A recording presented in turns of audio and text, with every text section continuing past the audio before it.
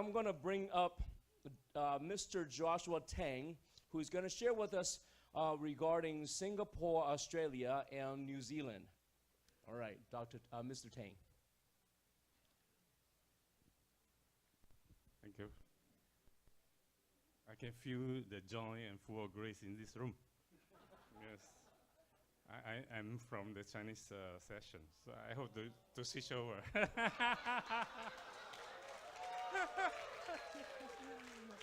Okay. The last few days, when I passing by, there's what I call to take the metro. There's a national museum just nearby. My hotel is there, and I observe something's happening in the park. There's next to the museum. There's a nice park, and many people are using their handphones. You know, some even have 2 handphones, and they somehow doing this and that, and is so excited about the phone, you know, and running about. I know, probably you know, it's a Pokemon Go, okay? And believe that many organizations in the world is getting their own disciples in many ways and very creative way. So as a Christian, we have to really creatively involve in the world and engaging people. Of course, this is not my topics today, okay?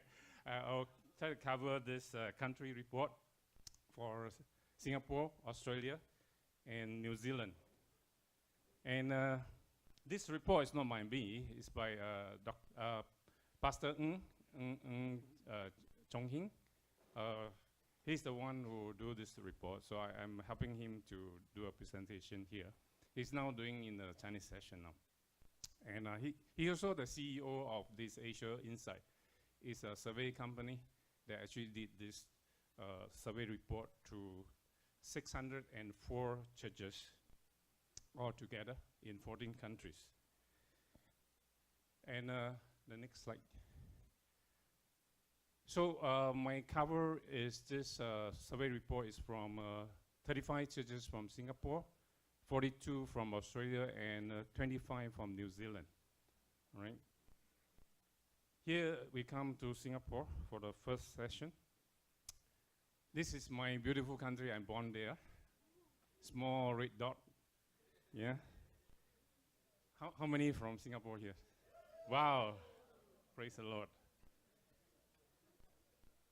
Okay, the next slide.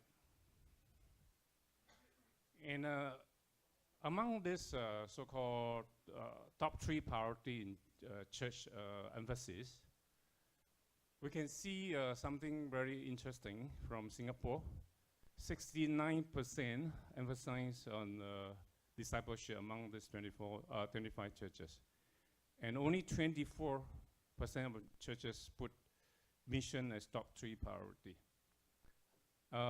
But again, from this chart, we can see that among the rest, New Zealand very much highly emphasis on discipleship, 88% of them top priority. But 0%, there's no emphasis on mission. So we can see quite a great disparity here. And somehow we see that Singapore is pretty balanced on both discipleship as well as mission, the same emphasis, right? The next.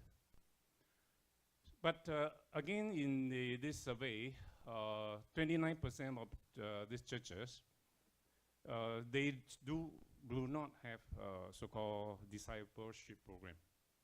And 17% of these churches started it more than 1 year, but somehow they found the members are declining. Probably you know that there's so-called many churches in Singapore, there's some shopping, you know, church shopping, kind of situation, okay? Because it's too tough in this church, they might go to another softer way of so-called approach in other churches. There are many choices in that case. Yeah, next slide. So, in this, among this, of course, the surveys target the Chinese, mainly the Chinese churches. So the social average nominant group age group is 41 years old to 60. This is the so-called situation in Singapore. So elderly, so-called above 60 is the majority of the members in Chinese churches, speaking churches in Singapore.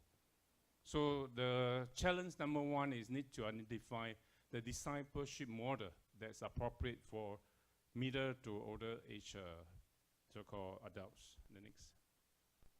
And only 6% of this so-called phenomenon members from age to 12 to 20, that is considered the future of the church, right? So, but the average for Chinese churches in the overall 604 churches, 12%.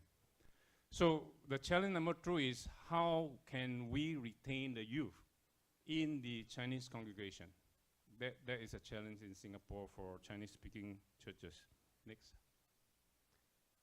So for 46 churches in Singapore stated that overseas mission is a top priority, the top 3 priority for ministry, compared to average 23%, right? Next. So we can see there's a very high so-called involved in the future UPG group mission, as well as future mission involvement. Singapore is considered the highest in both sides, right? So that is even much better in Canada or in the US to send out long-term missionary out of Singapore, right? Next. Now, the average so-called per church sending long-term missionary out of church, Singapore so far highest among all the countries, 13.4. I don't know how you count, either 13 missionary or 14. Okay. So anyway, the figure is average 13.4 missionary been sent out from Singapore, right? So praise the Lord for that. And but I think there's more for Singapore to do in terms of long-term strategy, in terms of how to build a infrastructure for sending out long-term missionary like member cares, right? Next. And across all these countries, okay, the challenge of this so-called cross-cultural issue and migrant outreach, of course, the migrant outreach that bring in the members, right? And for Singapore, one of the focus on outreach is foreign student and white-collar professional and also their family, okay? For your information, it's around 1.5 million PRC, Chinese migrant community. It's about 1.5 million. It's a very high in percentage. And this is one of the projects I launched about 4 years ago in Singapore, mainly to target this group, the so-called the PRC people in Singapore, and try to make a bridge between church and them, right? So it's mainly target the non-believer in this category. Next. So relative high priority given to community services that in Singapore, that's after Malaysia and Taiwan. And they are, for Chinese-speaking churches mainly, they are focused more on elderly care. Next. Now we come to the other two countries, Australia and New Zealand. They are quite similar, so we put them together. Next. Sorry, I don't know why the report put this way, all right? Okay, okay, discipleship, all right? On discipleship, New Zealand, 88%, highly emphasis, okay? Praise the Lord. And for Australia, 71, also pretty high, all right? And it's above average is 69. And for mission, Australia, the emphasis is 17%. But surprisingly, okay, New Zealand is 0%. No priority in mission. So one end is very emphasis on discipleship, but the other end is no mission. So something had to be done, right? And this is one challenge among these Chinese-speaking churches in Australia as well as in New Zealand. Next. So many churches in both countries have stable and growing discipleship program, right? And average is more than half of these churches started more than 1 year in the history of discipleship program. 40% have growing participant, right? So this is a good sign for discipleship, right? But again, in New Zealand, 32% of the churches still don't have any discipleship program in their church, right? Next. Now, for Australia, only 17% stated mission as their top priority for next 2-3 years, right? For New Zealand, none indicated, right? So both putting these community services, right, only 10% of them as a priority compared to the average 24%. Next. Now, the stable discipleship program does not translate into mission involvement. This is the issue now, I think, from the statistics you can see both countries. So the disconnect of this discipleship as well as mission is a challenge, okay? And maybe the churches look at discipleship as just another course, another kind of program or training or like Sunday school program, right?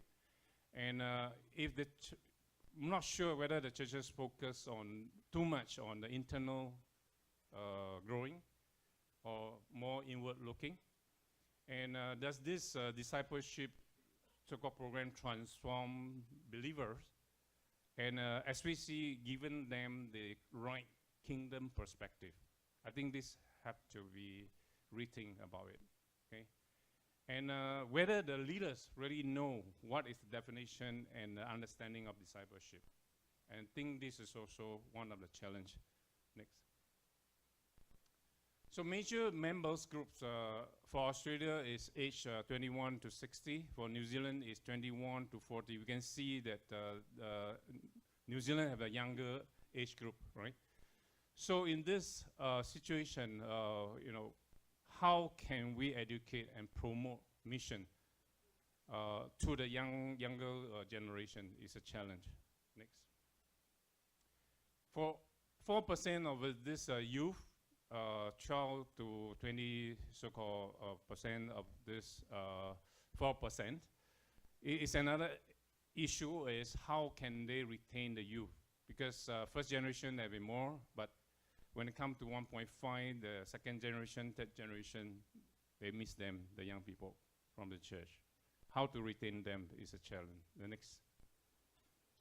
And for each church, the average in both countries on sending a missionary, right? Average is 4, right? One is 3.9, one is 4.1, so just nice about 4. So interestingly, churches in US and Canada with comparable year of establishment, and they send out more missionary. So there's something they can learn from Canada's example or US example. Next. Now we come to some key learning for these 3 countries. For Singapore, churches here are slightly more aggressive or more progressive in mission, especially in supporting and sending long-term and mid-term missionary. Local migrant evangelism that we just mentioned, 1.5 million of them in this community, actually more if you include other races. Community services is one emphasis in churches in Singapore. So the key challenge in Singapore is as for discipleship. Churches need to identify a relevant and sustainable model for middle-aged and elderly groups. That's mainly for the Chinese-speaking churches, because more elderly members in the churches. Next. The key learning from Australia, thanks God there is a very growing discipleship program in this country and very strong interest in the future outreach to UPG group in future. And the challenge, however, is a disconnect mission and the so-called discipleship program. So the proper purpose and model of discipleship have to be kingdom perspective or mission orientated, right? And considering from Chinese churches from US and Canada. Next.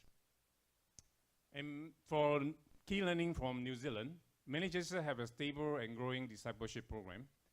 And they are very much emphasis on discipleship, as we can see from the statistics. But again, still 30% of the churches, none of them have any discipleship program. So the churches need to put priority on mission, because we can see from statistics, zero emphasis of mission, okay? And they probably need some external help and motivation from other churches from other countries, maybe, to rethink the purpose and model of discipleship and bring in with the proper kingdom perspective, mission perspective into their program.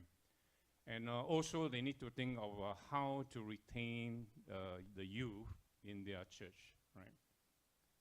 Okay, next. Okay, so that's my task over. Thank you very much. Our next session is about education and mission. Now, how many of you are involved in education? Okay, so you want to pay attention. Even if you're not, I want you to pay attention, okay? So we have Dr. Leung, who's going to be here presenting this one. And so let's put our hands together and welcome Dr. Leung.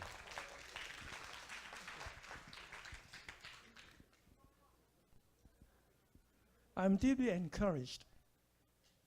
I don't know about you, but we started to ask important questions in the Chinese church. In some of the respondents asked about Lausanne, how the whole church bring the whole gospel to the whole world.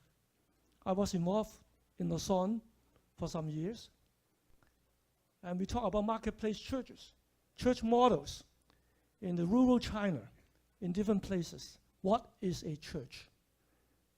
And we ask questions about the whole gospel, how discipleship and mission has to be tied together, how the Monday through Friday and the weekends are the same, how we break the duality of our faith, and also the marketplace, so everybody is a missionary in a sense.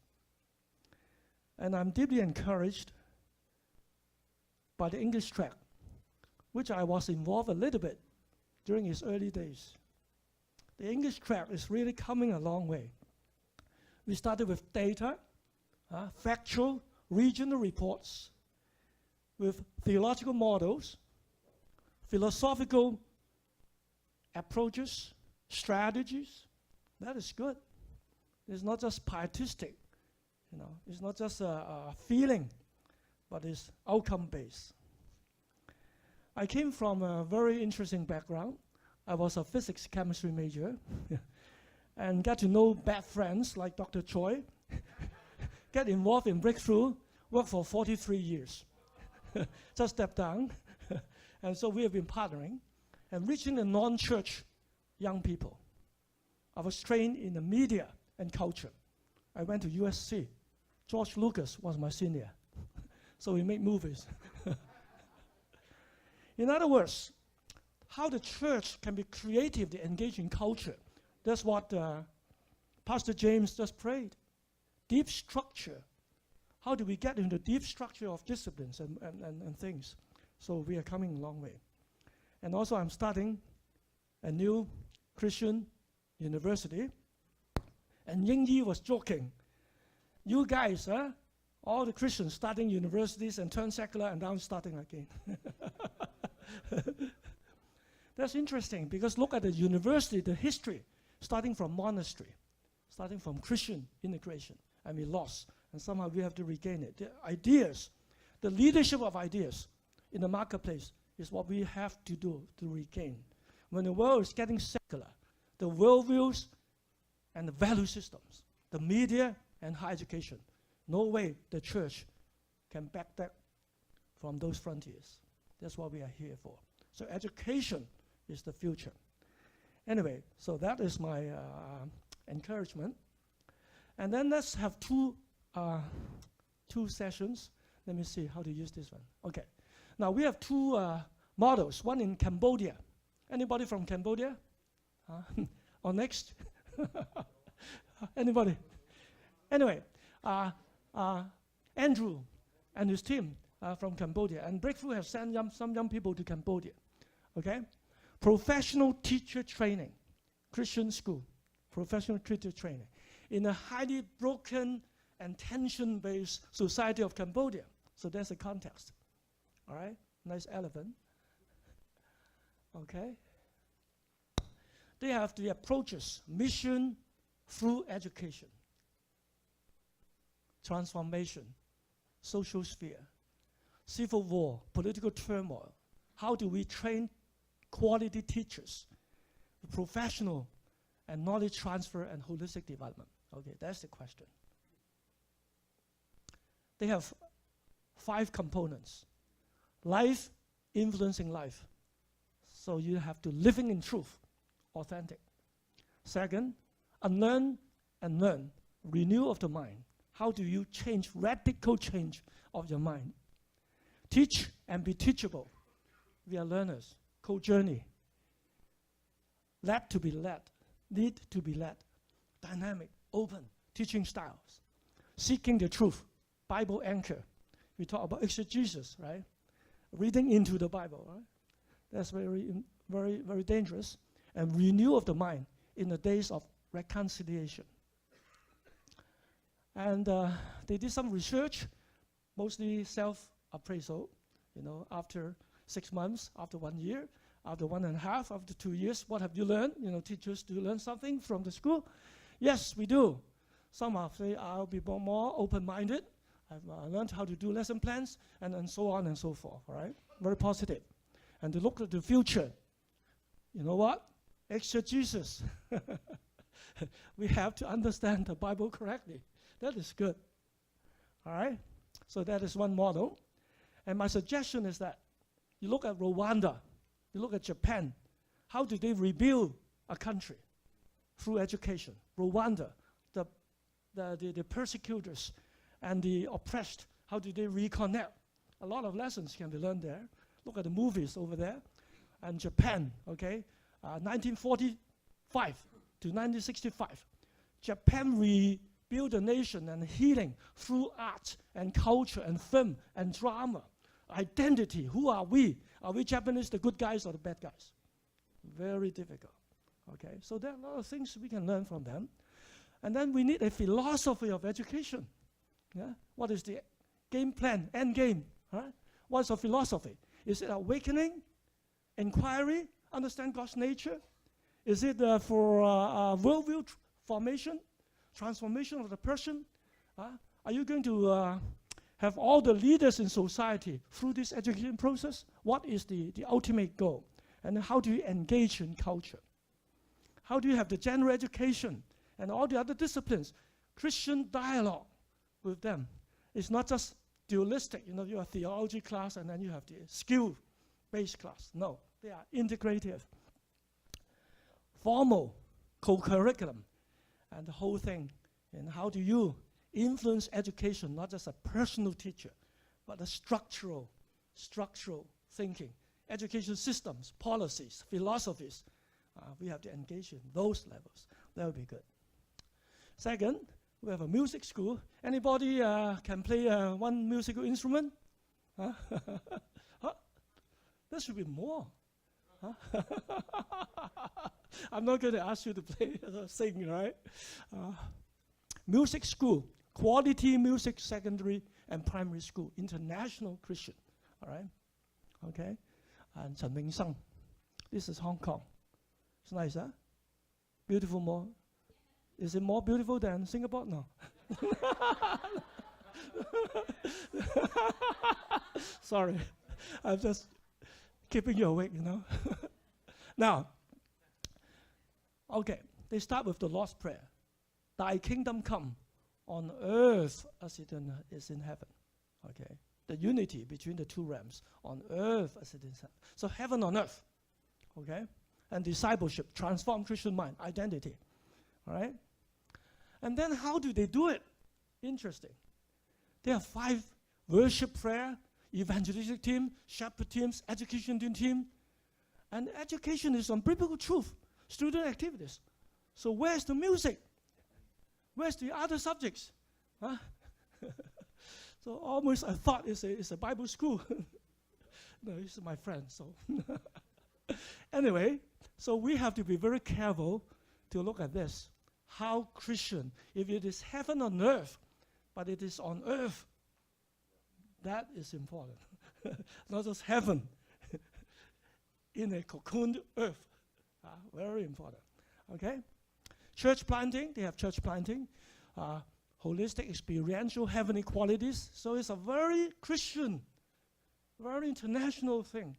But what happened to the music? What is music? What's the theology of music? What is how music function? And what? Now, for example, you know the Chopin. Who's the first Chinese who won the Chopin Award in Poland? Not Li Wendi, it's Fu Chong. And then his father, Fu Lei, told Fu Chong, every day you study music, every day you play the piano, you can never play it well. And Fu Chong was puzzled. How come? I focus on music. He said, no, you have to learn the history, the culture, you understand the people. Then you play music. And then when he played music in Chopin in Poland, the Polish cried and cried. This Chinese is more Polish than we Polish.